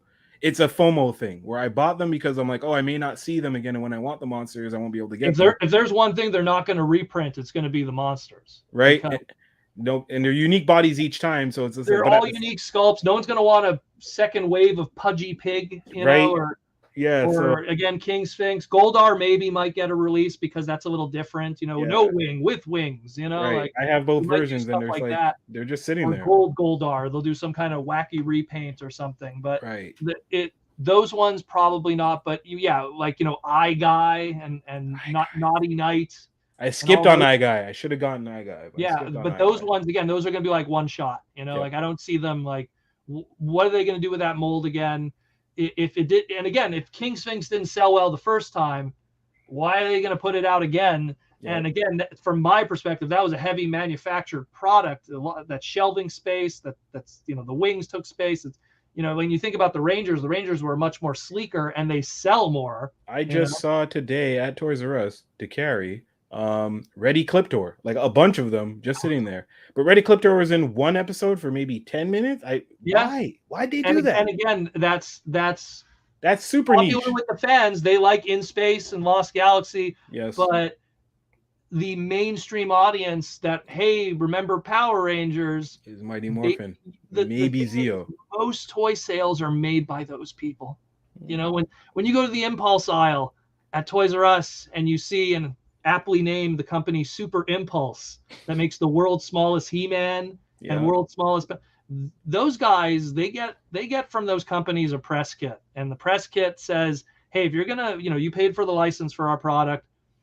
Here's what we want what you should make. You can do whatever you want with our license, but here's what you should make to make money. And they always suggest Mighty Morphin. Like, if you're gonna do it, if you have a choice of all the He-Man characters ever made, and you can only make 4, who are you gonna make? Skeletor, He-Man. What's it called there? Tila, and maybe do a Battle Cat, maybe a Panther if you really want to push it, but no one knows Panther. It's something where, you do Beastman, maybe Merman. You have to stick to those greatest hits. Yeah. And that's what they will always do. Always. And with Power Rangers, their greatest hits is Mighty Morphin. It's a Rita Repulsa, a Lord Zed. The second you start going into Zeo, the second you start going into Turbo and all of that stuff, it's not that it's bad or good, it's that it's not known as much. By then, people like Turbo 1995, kids are looking at the X-Men cartoons now. They're starting to look at other stuff. They're starting to look at I'm trying to think what else was hot in '95. Spider-Man cartoon was already in Shadow Raiders, kind of. Well, Beast No, Wars Shadow Raiders was 90 '97. Shadow, Beast Wars, yeah, Shadow Raiders was '98. 98. Yeah.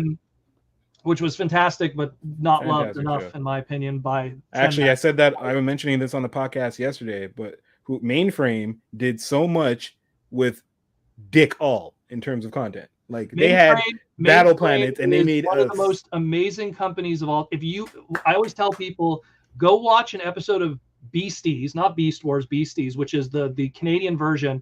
Wait for the end credits of the Canadian version. Like, and it says right at the end, this entire production was funded by the Canadian Government Animation Act, meaning Mainframe had a blank check to make the most amazing content ever. And someone posted a clip from Beast Wars just a couple days ago on Twitter, and I watched it and I went, man, CG today isn't that good. Nope. Like I watch all these CG shows that are on Netflix made for kids from Korea and stuff, and I'm like, it's not that good. Beast Wars was made 25 years ago. Bro. And it looks like so amazing. That season one, the season one finale where Megatron kind of won and Optimus Megatron. I was just like, oh, that was man. Both seasons actually. First season, he exploded. Second season, he warped time. He did scream Megatron. Yeah. Say goodbye to the universe, Maximals. The future has changed. Yes, the Autobots lose. Evil triumphs, and you no longer exist. To be continued. See you in a year. Man, see you in a year. Oh man, those summers. You can tell I like Transformers. I can tell for sure. And finally, Marvel. What is Marvel gonna? I mean, Dan Young from Marvel has said, "Get your wallets and your money ready." Logan figures that they're behind on. Mojo. They're gonna finally probably announce the Mojo that got released in Target because maybe. It's gonna be mid to late product of current Disney property, Netflix series, and hopefully some cool. Like, I'm the kind of guy that, like, when they did their, I forget which wave it was. I think it was the second to last wave, when they showed that classic Sabretooth. Like I call it the Iron Fist Sabretooth. Like from it is the Iron Fist Sabretooth. Yeah. Iron Fist number 15. Like I was all over that. Like I was like, that's the figure I want. Like, so I'm weird with the legend stuff. I want like that more classic stuff that I read back in the day and getting those figures. So I'm kind of hoping we get more of that. Yeah. Like I'm like if they did like a Hulk 2099, I'm the one weird guy. It's gonna be like, I want that. You know, I would lose mine over that. I'm a completionist, so I still need them to complete like the 80s X Factor team. I still need a Wolfsbane. I need Feral. There's a bunch that I'm missing. So that's where, and again, that's where I was glad for people when they started doing those Toy Biz X-Men recards, because like, man, the Rogue prices were getting crazy. Yep. You know, the Storm prices were getting crazy at one point. So it gave people options at least to buy. What kills me about that whole thing is that out of all of those, so X-Men has gotten the least love out of all the retro cards. X-Men has, counting Apocalypse and Beast coming, they have only 12. This retro series is up to like 20, I think, 22. Spider-Man over here is clocking 26. I think maybe the reason for that, and this is just my own personal opinion, it's not fact. I think, and this happens a lot, sometimes when something doesn't sell well and they took the time and energy to invest in the mold, they go, how can we get some of that money back? And they'll re-release the figure. Because think about it, right? Let's say who was Vision back there, right? Yeah. You know, they go like, shit, we put out that Vision, it didn't do well. Yeah, but we took the time to sculpt the cape and you know, and so then they go, you know, we'll just put on new card back, new paint hits, and then put it out again, and maybe we'll make our costs back. And especially with, you know, some of those were store exclusives, not all of them, but some of them are. Yeah. And I didn't get into this topic, and I have it on. I don't want to plug my podcast, but I have a whole segment where, because we have in the Transformer fan, people hate store exclusives. They hate them. A lot of people do. But I made a segment explaining why they exist and the whole, like, I guess we'll call it the whole science of it.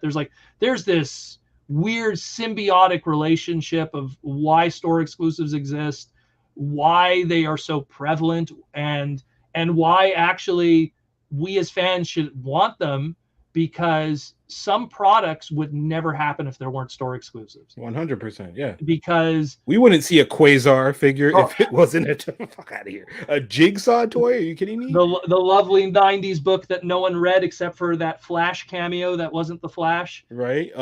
Binary, we would never see a figure for Binary. Binary's a weird one. That's something that's something that maybe if Captain Marvel's a movie was more well received, maybe some of those characters would. Right. You know, like sure. those are ones that they were, you know, when they do store exclusive. Like I don't know so much with Marvel because the store exclusives are sometimes stuff that you know would sell well. Yeah. But I know with the Transformers, they all like the designers of Transformers. They're like, I really want to make this character, but this character will not sell for shit if we do it. So if we make it a Walmart exclusive and they have to buy a case of 8 of these and it's a sold exclusive, meaning they have to buy it and it's their problem. Their problem. Yep. Then hey, now we're going to make our fan wank characters we always wanted to make that normally would not fit in a normal retail environment. Because when it's a Walmart exclusive, now it's only Walmart. Now you don't have to worry about millions of units for Targets and Toys R Us's and everything. I feel like they've tried that many times this year, specifically with the Walmart exclusive Doctor Strange, except for Walmart.com. Walmart US took it and they were fine. Walmart Canada was like, yeah.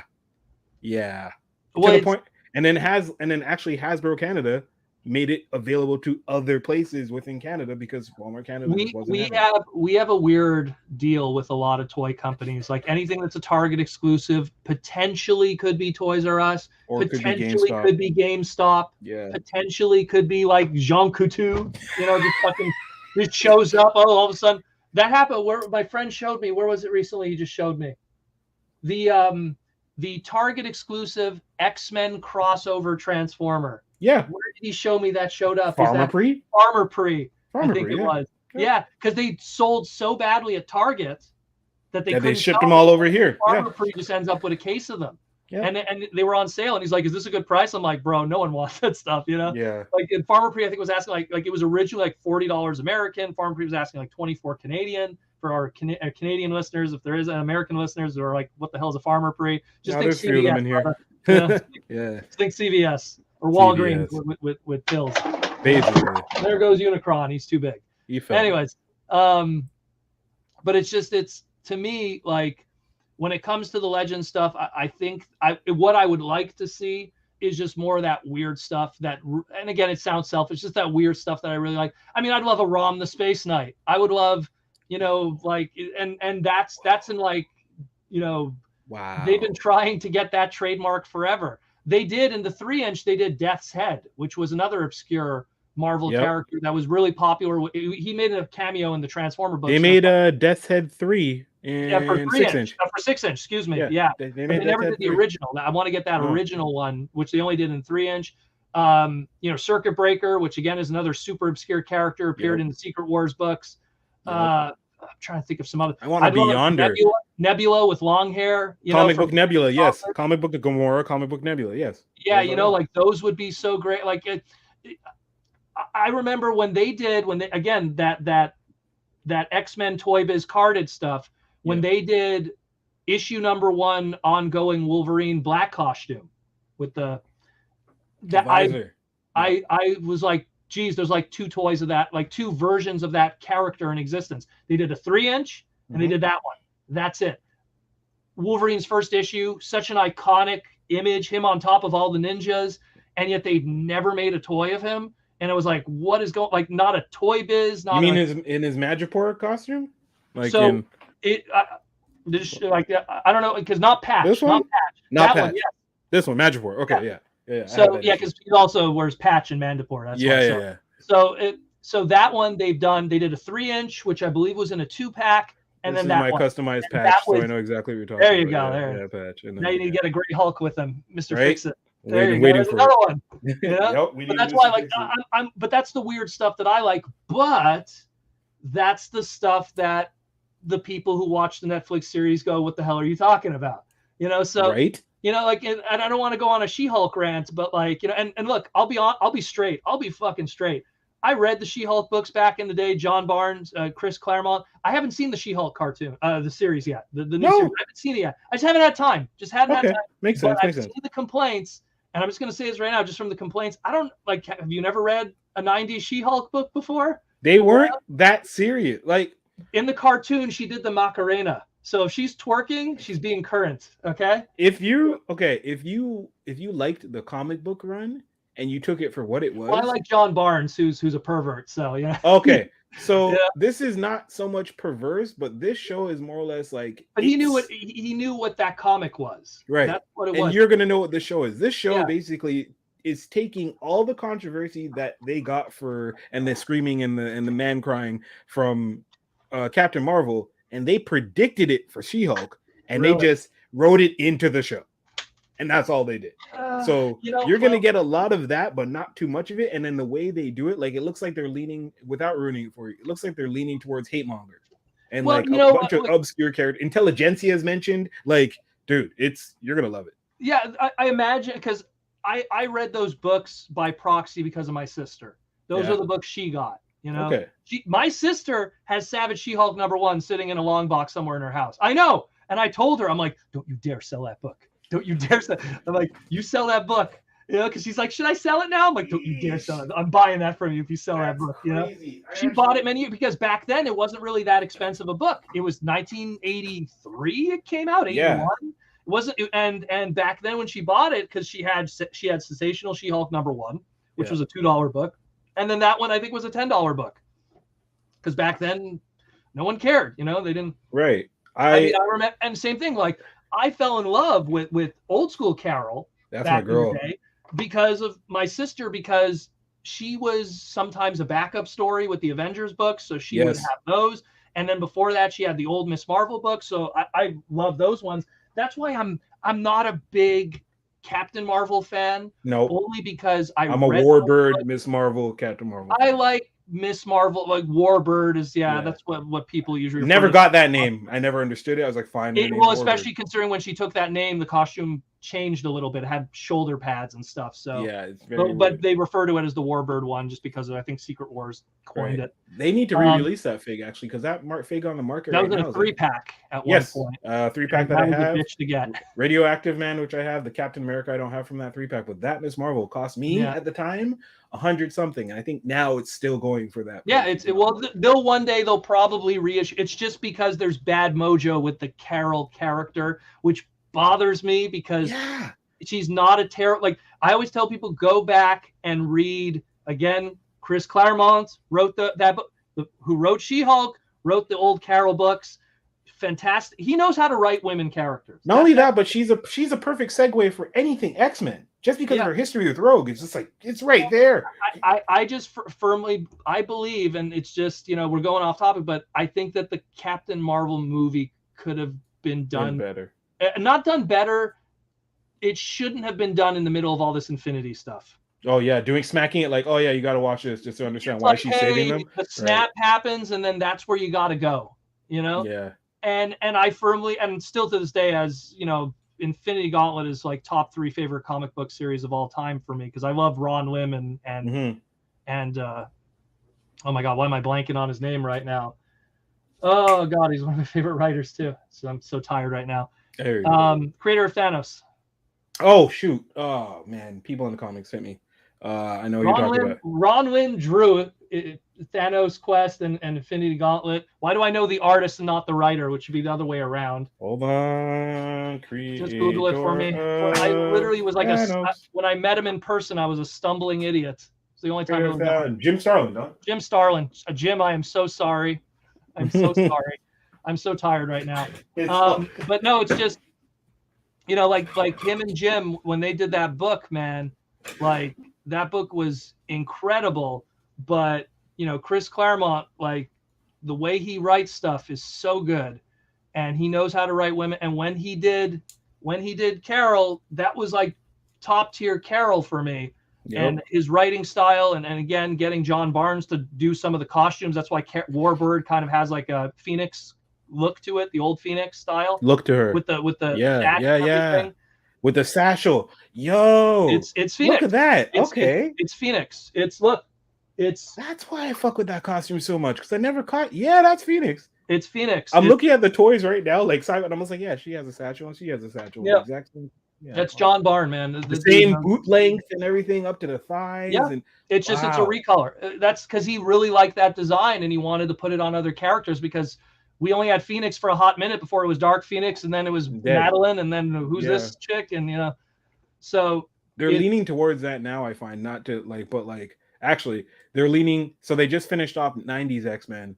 I feel like Hasbro now with the Mojo 3-pack they announced with Longshot, with that version of Dazzler, they just put out a Havoc. They just put out the Reavers Bonebreaker. So like they're leaning towards Outback X-Men, which is that's my X-Men run. We also had another big reveal recently. Yeah. Which was Deadpool. And so even if they want to tease, the lead time on toy development is 1.5 years minimum. Yep. Minimum. That's usually how it is. Unless they're rushing a fan vote, then they could do it in 6 months. But in general, it's a year. Yeah. So there's already a Hugh Jackman head on a Wolverine body toy being sculpted right now that they could probably show something. 100%. So that could be there too. Look, it's coincidentally timed. Double shot 2 little teasers over the past couple of days before Hasbro Pulse Con. It's a possibility. I mean, it could, or they could do absolutely nothing. But I mean, sure would be a nice little symbiote. Hey, we showed this, and now we're going to show you some teasers of that. But maybe they won't, because again, it's the media part of it that worries me. Is that when they do media stuff, they go, "Ooh, we don't have as many eyeballs on our stuff." Yeah. And that's where, because they at San Diego Comic-Con, they have all the eyeballs. Everyone's paying attention to SDCC. It's like a Super Bowl game. Yeah. Everyone's there for the commercials. So Pulse-Con, not so much. It's something where the people are tuning in are really just the hardcore fans. Yeah. And that might be one of the limitations of why we might not see that. It's why I told people I don't expect to see any of the Transformer movie stuff there, because I think that they're saving that for a wider audience to show that off, because those are the people that are going to see the theaters.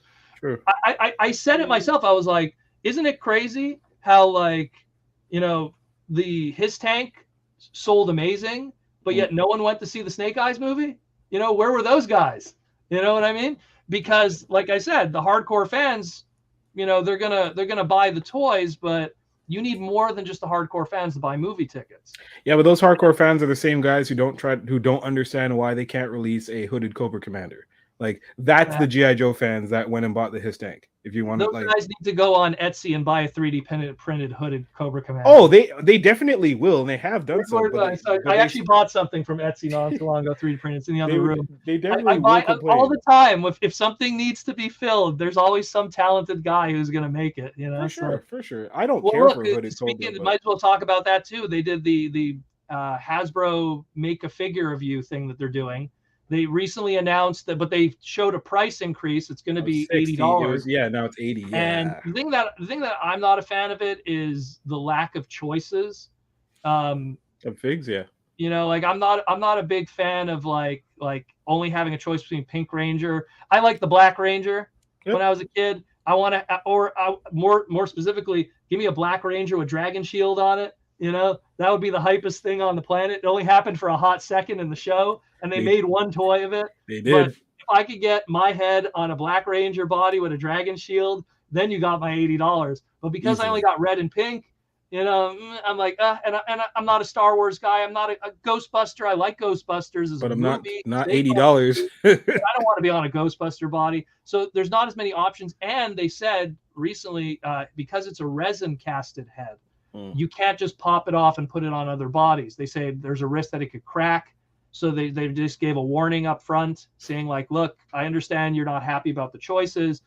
So even if you do go out and buy a cheap Adam Cole Black Ranger body or something, because maybe the Zach one's too expensive, but if I could get an Adam Cole one, or whatever his name is, the full name. Adam Cole. Yeah, you got it. It's like, but they're like, oh, if you pop the head off, it might break. It's funny because they did this many years ago with Toys R Us. Oh God, what's it called? Downtown New York. Toys R Us. I went there. I went there for their closing ceremony. Times Square. Toys R Us, Times Square. Yeah, time Toys R Us. I went there for their when they were closing.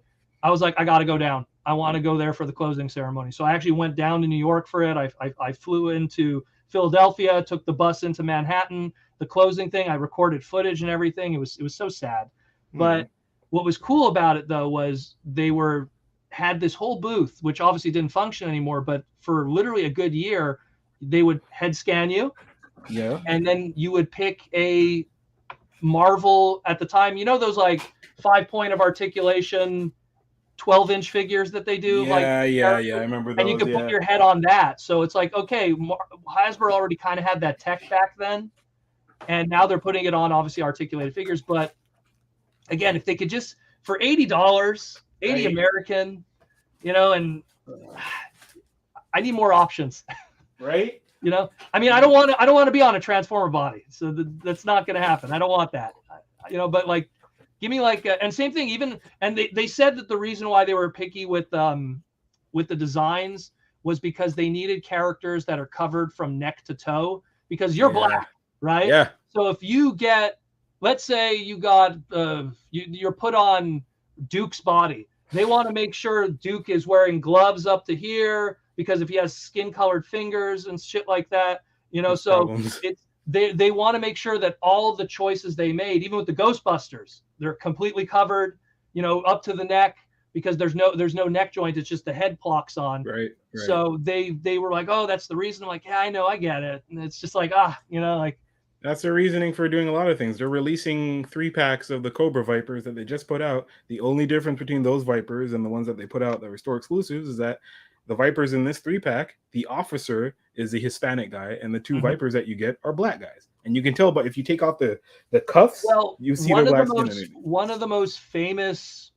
episodes of the original G.I. Joe, which humanized the Vipers, was an episode called The Traitor Part 1 and 2. Oh, yeah, it is the guy who left. He was a Viper, and he joined the Joes, right? Well, no, before that guy, that's Mercer you're referring to. I'm returning. There was the first time they ever humanized an individual Viper member was a black character. I forget his name, but it was. People have to go back. It's on YouTube now. They put all the episodes. The Traitor Part 1 and 2 was the Dusty episode, which I kind of created. And so Dusty defects from G.I. Joe, joins Cobra, and befriends this black guy who's one of the Vipers. And you get this like, oh, there's a black Viper guy. Like, oh, we always see white dudes, you know? So it's kind of like a throwback to that because the first time ever they individually made him a character, one of them a character was that time. Guy. And I guess probably from an animation model standpoint, well, if we're going to make them unique, I guess it has to be a black guy now because we've seen them all white up to this point. So they need a different design. He's a little more buff. He has darker skin, So I think that was their logic. But so I think that's why they did that. I forget his name because that was a really good episode too. I'll have to look that episode up. Real talk.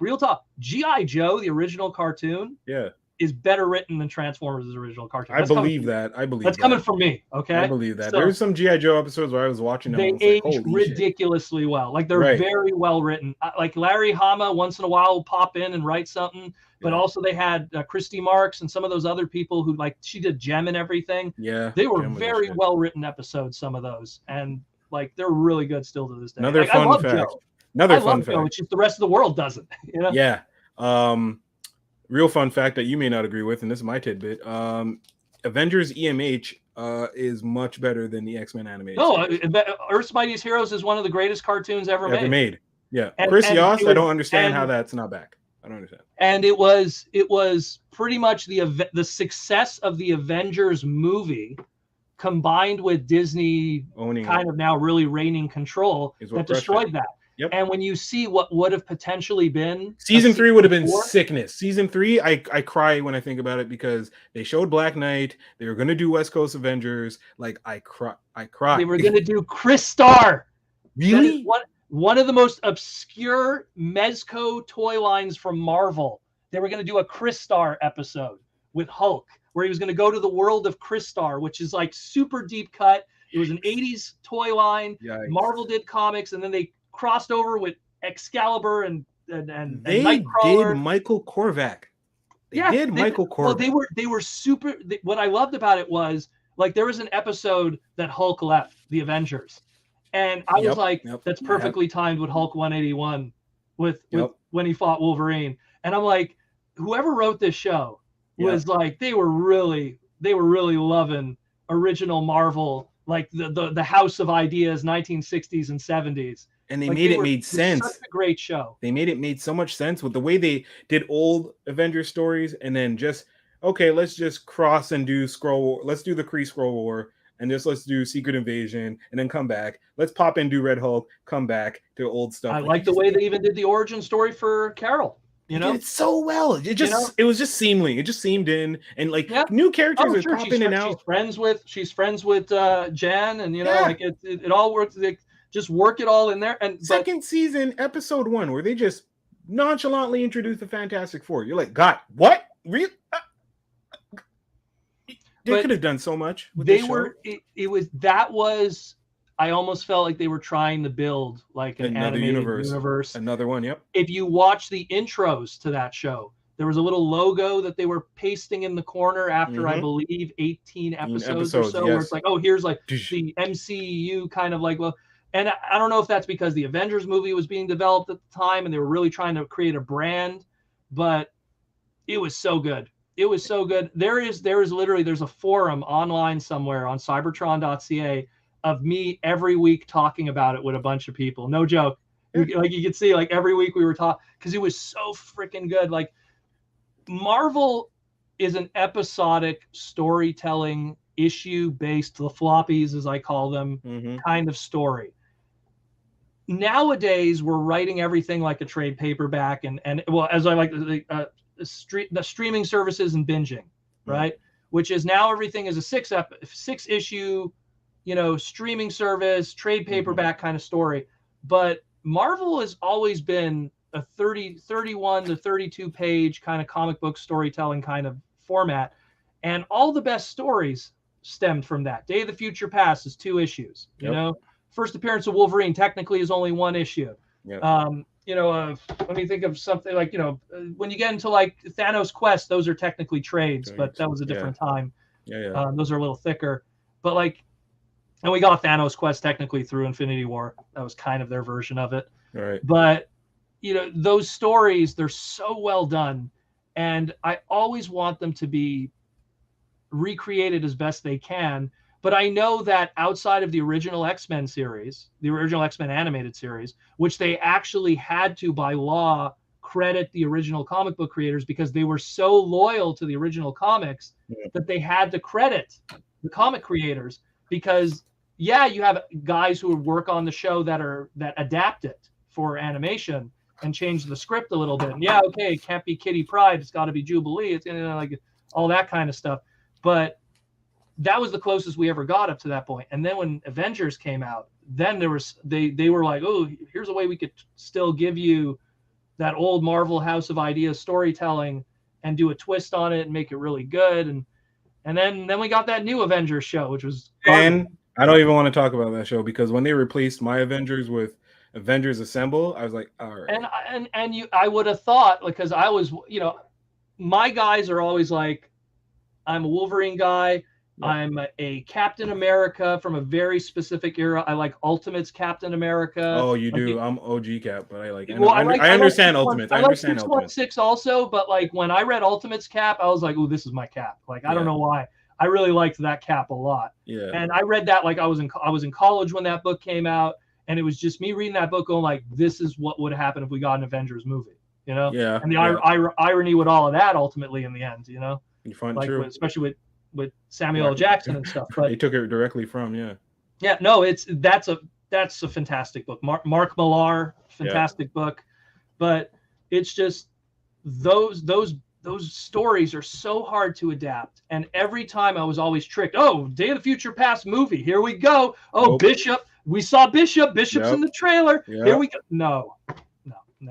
It's the and I love Wolverine, but it's the Adventures of Wolverine, like featuring other people that might have been X-Men at some point. Days of Future Past wasn't the Adventures of Wolverine, Days of Future Past was just cameos of people that you liked that all just got killed in miraculous reasons. Hey, let's bring back Iceman, for a hot minute. Let's bring back Colossus, ripped into like a split second. Yeah, let's put in Sunspot. Why not? Yeah.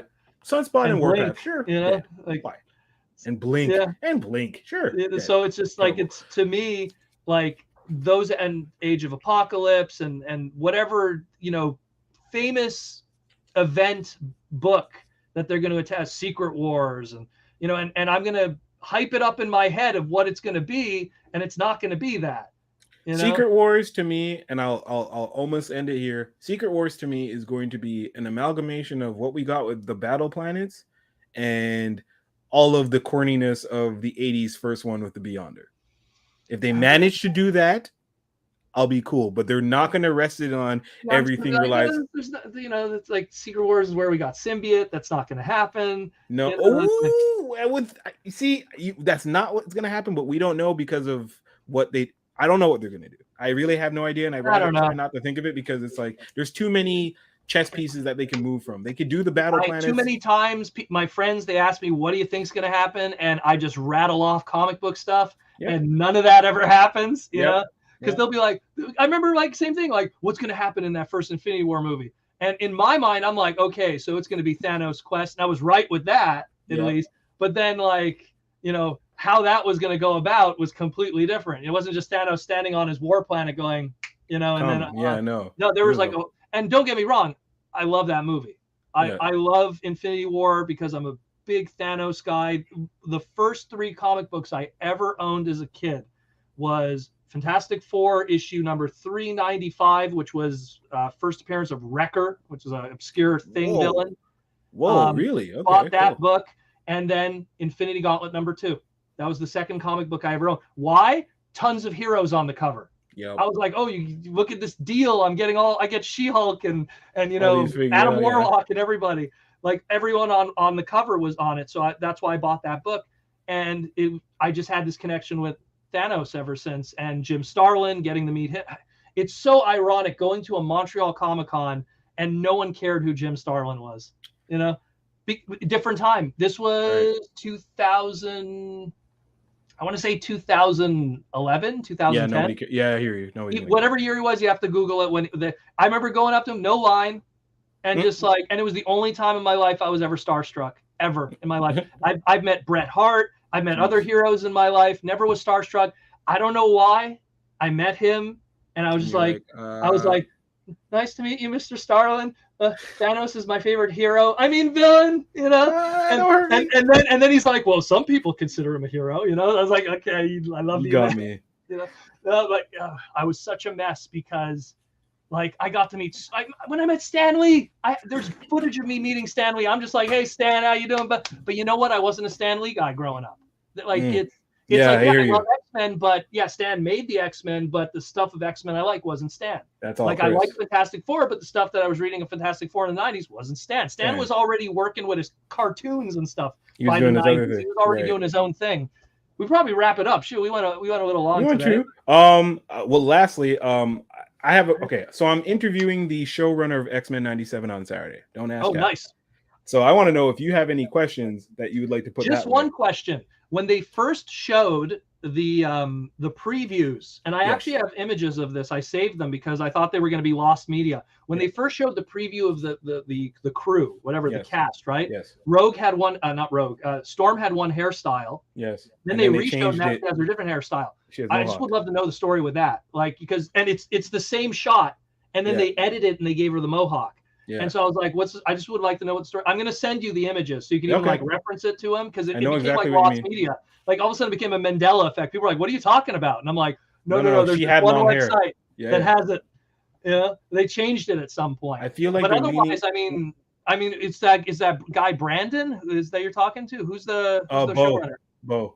Mo, okay, I'm not familiar with that. But I'll get you his name. Lastly, and I'm okay. I know you're going to what to tell me, but so I recently realized that my friend gave me this like years ago. That's the first appearance of Kitty Pryde. Yeah. However, what I didn't know is this is the first appearance of the fucking brown suit of Wolverine.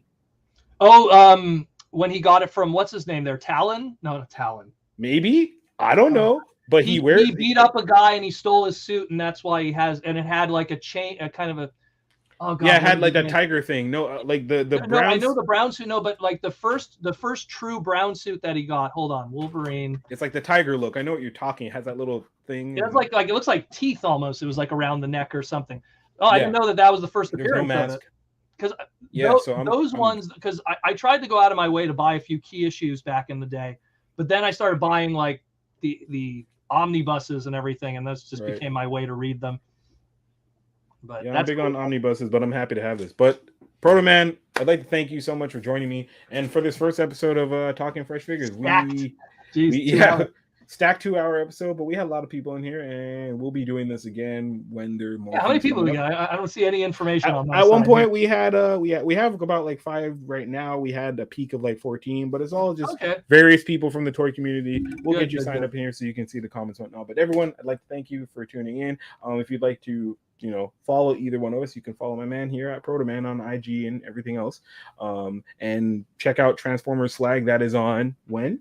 On YouTube. I do it daily. I literally do an episode every day, and Saturday night I do a live stream. Look at that. An episode every day. I'm a madman. But I do a 10-minute episode every day about whatever's happening in the Transformer worlds. Sometimes if there's nothing happening, we just do a discussion. Hey, let's talk about Bumblebee figures. Let's talk about whatever.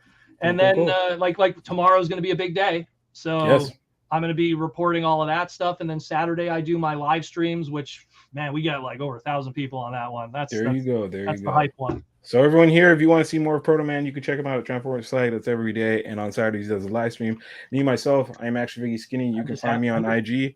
You can find me on here on YouTube, on Wednesdays on Geektastic Cypher, Sundays on Chop Vision, and usually Saturdays on Infinity Equation. But it's going to be Friday this week. But this week, Saturday, we are interviewing, again, the showrunner from X-Men 97, in which I get to ask him That's really cool. how and why they decided to put Magneto in his X-Men 200 suit, and if this is leading to I know it's true. There's so many weird design choices. Is this leading to like the Morlock massacre and oh boy, that's all. So thank you, Grandmaster Magneto and everything. Yeah, Grandmaster Magneto. So thank you all for watching. We'll be back possibly next week. We'll see. We'll let you know. We'll have graphers and all that stuff. But yeah, thank you guys. We're in the prototype stage right now. We are in the prototype stage. And with that, I will just end it with this beautiful outro.